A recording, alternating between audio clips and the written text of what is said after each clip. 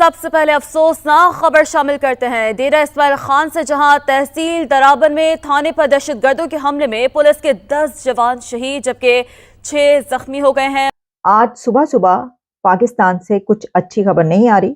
DA Khan के अंदर जो है वो दहशतगर्दों ने हमला किया है और इंतहाई अनफॉर्चुनेट जो इंसिडेंट है, कहा जा रहा है कि और उस वक्त डजन्स ऑफ मिलिटेंट्स उस पुलिस स्टेशन पर उन्होंने धावा बोला, हमला किया। पहले पुलिस स्टेशन के बाहर खड़े होके वहां पर मौजूद थे और अंदर से पुलिस ऑफिशियल्स के बीच लड़ाई जारी रही। कई घंटों की ये लड़ाई थी, 2.5-3 घंटे कहे जा रहे हैं, लेकिन आपको पता है कि मीडिया पे कम बताया जाता है। अब ये मुझे बताएं कि पाकिस्तान किधर जाए तो किधर जाए? पाकिस्तान क्या इसमें कर सकता है? अब ये जो पाकिस्तान, अब जारी बात है, कई लोग कहते हैं जी पाकिस्तान की जो काउंटर मिलिटेंसी फ्रेमवर्क है बड़ा सिंपलिस्टिक सा फ्रेमवर्क है। और उसके बाद फिर वो थाने के अंदर घुस गए और फिर 10 पुलिस ऑफिशियल्स को मार के वो फरार होने में भी कामयाब हो गए हैं। तो बस समझिए कि बस जी बैंड बज गया हमारा। तो इसलिए कि अगर ये वाकई में आके कब्जा कर रहे हैं और वाकई में अगर ये सब कुछ होने जा रहा है और हमारी एजेंसी से कंट्रोल नहीं हो रहा, तो बस जी क्या करे समझ में नहीं आ रहा। ये वो तालिबान नहीं है जो माजी में थे।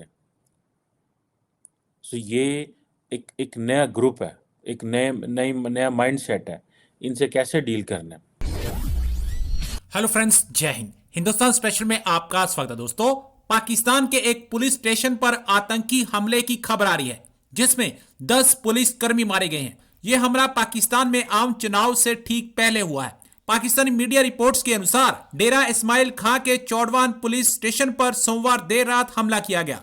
इस हमले में 10 पुलिस कर्मी मारे गए जबकि 6 घायल हो गए हैं। आपको यहां बता दें कि हमला 8 फरवरी को होने वाले आम चुनाव से 3 दिन पहले आतंकियों द्वारा किया गया, जिसने सुरक्षा व्यवस्था पर सवाल खड़े कर दिए हैं। खबरों में कहा गया कि हताहतों की संख्या की ठोस जानकारी अभी नहीं दी गई। अब खैबर पख्तूनख्वा और बलोचिस्तान में सुरक्षा चिंता बढ़ गई है क्योंकि पिछले कुछ दिनों में दोनों प्रांतों में बड़े हमले हुए हैं। पाकिस्तान को आज अपने ही पाले हुए सांप डस रहे हैं। शुरू से ही आतंकवाद को सपोर्ट किया और भारत के खिलाफ इस्तेमाल करने की कोशिश की, लेकिन आज उसी के पाले हुए सांप उसी को डस रहे हैं। पाकिस्तान को आतंकवादियों की सेफ हेवंस माना जाता है, लेकिन आज वो अपने ही स्टेट के खिलाफ उठ खड़े हुए हैं। आज सुबह सुबह पाकिस्तान से कुछ अच्छी खबर नहीं आ रही, बल्कि बहुत बुरी खबर आ रही है। इंटरनेशनल मीडिया और पाकिस्तान का नेशनल मीडिया इसको रिपोर्ट कर रहा है और खबर यह है कि पाकिस्तान के एक थाने पर, एक पुलिस स्टेशन पर दहशतगर्दी का एक बड़ा हमला हुआ है, जिसके नतीजे में 10 पुलिस ऑफिशियल्स, 10 पुलिस एहलकार जान भाग हो चुके हैं, अपनी जान से जा चुके हैं और 6 इसमें जख्मी बताए जा रहे हैं। और इसमें जो लड़ाई हुई है पुलिस ऑफिशियल्स और दहशतगर्दों के बीच, वो घंटों तक जारी रही है। और ये भी खबर सामने आ रही है कि सुबह सुबह या रात गए, यानी अभी अंधेरा ही था सुबह होने में कि जिस वक्त ये हमला हुआ है, और उस वक्त डजन्स ऑफ मिलिटेंट्स उस पुलिस स्टेशन पर उन्होंने धावा बोला, हमला किया। पहले पुलिस स्टेशन के बाहर खड़े होके वहां पर मौजूद थे और अंदर से पुलिस ऑफिशियल्स के बीच लड़ाई जारी रही। कई घंटों की ये लड़ाई थी, 2.5-3 घंटे कहे जा रहे हैं, लेकिन आपको पता है कि मीडिया पे कम बताया जाता है। हो सकता है कि इससे भी ज्यादा घंटों तक ये लड़ाई जारी रही हो।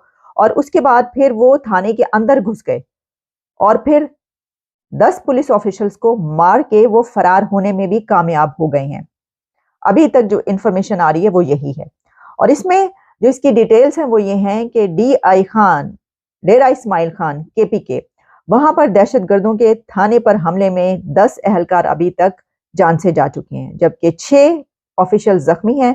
पुलिस के मुताबिक DI खान के डिस्ट्रिक्ट दराबिन के थाने पर रात गए नामालूम दहशतगर्दों ने हमला किया और फिर इसके हमला हुआ उसमें ड्यूटी पर मौजूद 10 ऑफिशियल्स जो हैं उनको वो मार के फरार होने में भी कामयाब हो गए। सोर्सेज ये बता रहे हैं कि इसके बाद दहशतगर्द फरार होने में कामयाब हो गए और पुलिस और सिक्योरिटी फोर्सेस ने अब उनकी तलाश के लिए सर्च ऑपरेशन शुरू कर दिया। अब जब वो फरार हो गए तो उसके बाद ढूंढने से क्या वो मिल जाएंगे? क्योंकि देखिए, हैरानी की बात यह है कि ये बात, एक तरफ ये बात कही जा रही है कि कई घंटों तक ये जारी रही। अगर 3-4 घंटे तक भी ये लड़ाई जारी रही है तो उसके बाद वो दहशतगर्द फरार होने में कैसे कामयाब हो गए, क्योंकि उन घंटों के अंदर, इतने घंटों के अंदर तो ये खबरें दूर दूर तक फैल जाती हैं। और फिर जिस जगह पर ऐसा हमला होता है उससे पहले हमने देखा, क्योंकि ये कोई नई बात तो है नहीं, पाकिस्तान में तो इस तरह के हमले अब डेली बेसिस पर हम देखने को मिल रहे हैं। तो ऐसा कैसे हो सकता है कि ये खबरें जब दूसरी जगहों पर ना पहुंची हों तो उनको हेल्प के लिए और वहां पर नफरी ना भेजी गई हो, पुलिस और ना भेजी गई हो, ये बड़ी अजीब सी बात है। लेकिन अभी और आगे डिटेल्स आएंगी तो हमें पता चलेगा कि असल में हुआ क्या है।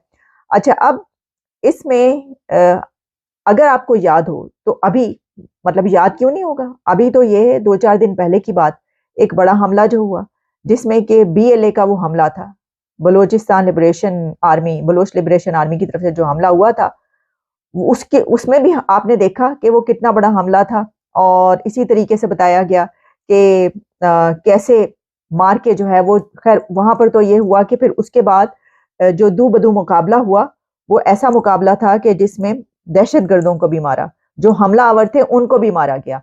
लेकिन इसमें यह है कि ये बताया जा रहा है कि जो हमलावर थे वो फरार होने में कामयाब हो गए, हालांकि ये भी कई घंटों पर वो है।